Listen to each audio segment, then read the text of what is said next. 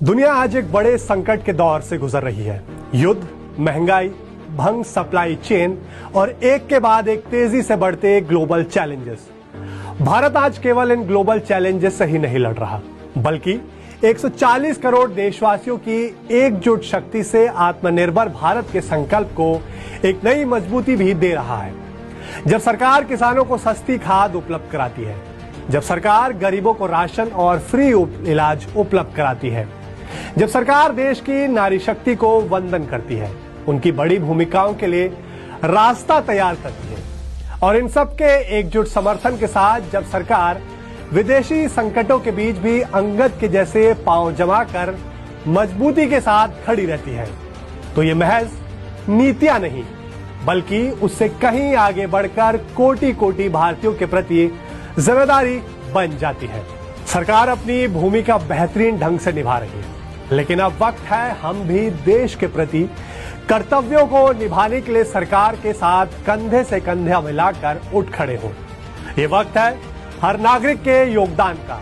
आज Thursday thriller का विशेष episode समर्पित है आत्मनिर्भर भारत का निर्माण करने वाले इन्हीं छोटे छोटे संकल्पों को, जिन्हें अपनाकर अब हमें देश के प्रति अपने कर्तव्यों को निभाना है।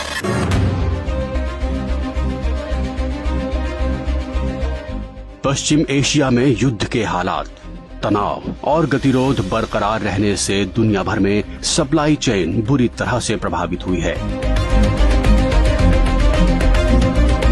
पूरी दुनिया में पेट्रोल, डीजल, गैस और फर्टिलाइजर के दाम आसमान छू रहे हैं। इंटरनेशनल मार्केट में क्रूड ऑयल की कीमतें उबाल पर हैं। इसने एक बार फिर दुनिया भर में महंगाई बढ़ने की टेंशन बढ़ा दी है। इंटरनेशनल मार्केट में बढ़ती कीमतों का बोझ सरकार खुद अपने कंधों पर उठा रही है। सरकार का लगातार प्रयास है कि नागरिकों पर इसका बोझ ना पड़े, लेकिन जब सप्लाई चेन पर संकट लगातार बना रहे तो मुश्किलें बढ़ती जाती हैं। विश्व जहां अनिश्चितता की स्थिति से जूझ रहा है, वहीं भारत ने इस संकट का सहज समाधान तलाशा है। तड़क भड़क से दूर सादगी भरी लाइफस्टाइल, परंपरागत खान पान और सदियों से हमारे घर परिवारों में दी जा रही बड़े बुजुर्गों की सलाह में। भारतीय परंपरा में घर के बड़े बुजुर्ग हमेशा बच्चों को समझाते हैं कि दिखावे से दूर रहो, किफायत बरतो, पैसा बचा कर रखो, ताकि संकट में भी परिवार का सिर ऊंचा बना रहे। सिर पर खड़ी ग्लोबल महंगाई से देश और नागरिकों की सुरक्षा करने के लिए प्रधानमंत्री नरेंद्र मोदी ने भी भारतीय परंपरा के इन्हीं अनमोल सुझावों को अपनाया है। आइए अब हम सब 140 करोड़ भारतीयों की एकजुट शक्ति के साथ विदेशी मुद्रा भंडार को बचाकर रखने, तेल का इस्तेमाल कम करने, विदेश यात्रा और तड़क भड़क से भरी दिखावे वाली लाइफस्टाइल से फिलहाल परहेज करने जैसे देश की इकोनॉमी को सशक्त बनाने वाले सहज उपायों के प्रति जन जन को जागरूक बनाने के लिए एक नया जन आंदोलन शुरू करें। ये हमारे परिवारों और इकोनॉमी दोनों के लिए अच्छा है। ग्लोबल महंगाई की आंधी में सुरक्षित रहने के लिए देश अपने नागरिकों को भागीदारी के लिए पुकार रहा है, क्योंकि संकट के समय देश के काम आना ही तो है सच्ची राष्ट्रभक्ति। हमें भारत के नागरिक के तौर पर अपने कर्तव्य को प्राथमिकता देनी होगी। इससे पहले के दशकों में भी जब जब देश युद्ध या किसी और अन्य बड़े संकट से गुजरा है, सरकार की अपील और उस अपील पर हर नागरिक ने ऐसे ही अपना दायित्व निभाया है। आज भी जरूरत है कि हम सब मिलकर अपना दायित्व निभाएं, देश के संसाधनों पर पड़ने वाले बोझ को कम करें। वर्क फ्रॉम होम को प्राथमिकता, को ज्यादा रेलवे की सर्विस लें।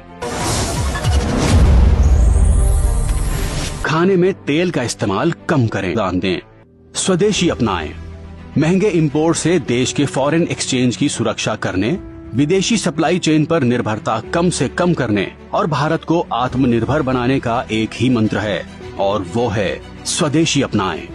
स्वदेशी यानी देश में ही बनने वाली चीजों के इस्तेमाल से हमारी अपनी लोकल इंडस्ट्री को बढ़ावा मिलता है, रोजगार के अवसर बढ़ते हैं और देश को विदेशी मुद्रा की बचत होती है।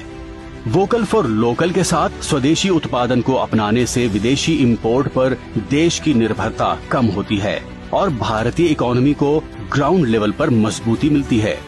तो आइए देश का साथ निभाएं, स्वदेशी अपनाएं। विदेश यात्रा की जगह अपने देश को जानें।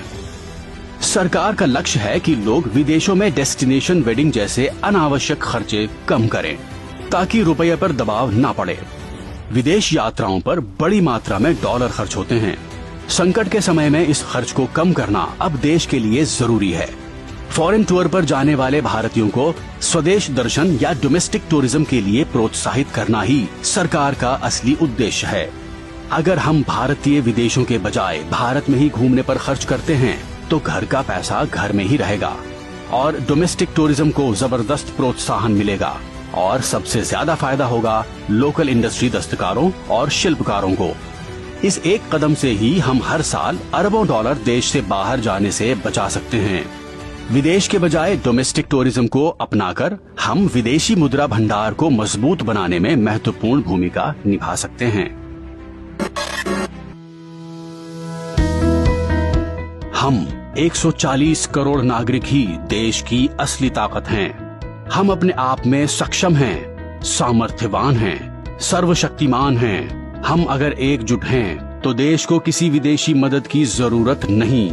आज जरूरत आन पड़ी है, देश हमें पुकार रहा है। आइए प्रधानमंत्री के इन सहज सुझावों को अपनाकर विश्व को भारत के विराट स्वरूप के दर्शन कराएं। भारत को आत्मनिर्भर बनाने के महायज्ञ में हम भी भागीदारी निभाएं। आइए हम सब अपनी देशभक्ति दिखाएं। अब देश को सर्वोपरि रखते हुए, मां भारती को सर्वोपरि रखते हुए हमें एकजुट होकर के लड़ना होगा। हमें याद रखना है, देश के लिए मरना ही सिर्फ देशभक्ति नहीं होती है। देश के लिए जीना और देश के प्रति अपने कर्तव्यों को निभाना, वो भी देशभक्ति होती है।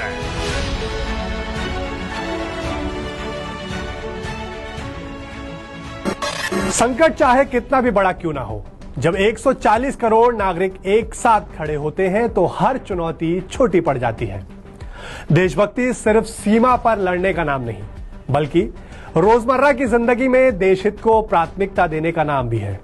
पहले भी देश ने संकट की स्थिति में नागरिकों का सहयोग मांगा है।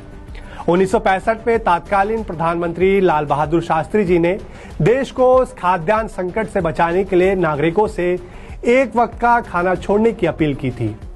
समय समय पर पहले भी सरकारों ने पेट्रोल डीजल के इस्तेमाल में कटौती और कुछ वक्त के लिए गोल्ड न खरीदने की अपील की है। इसी सिलसिले में अब हमारी सरकार भी केवल कुछ वक्त के लिए लोगों से फिजूल खर्ची से बचने और किफायत बरतने की अपील कर रही है।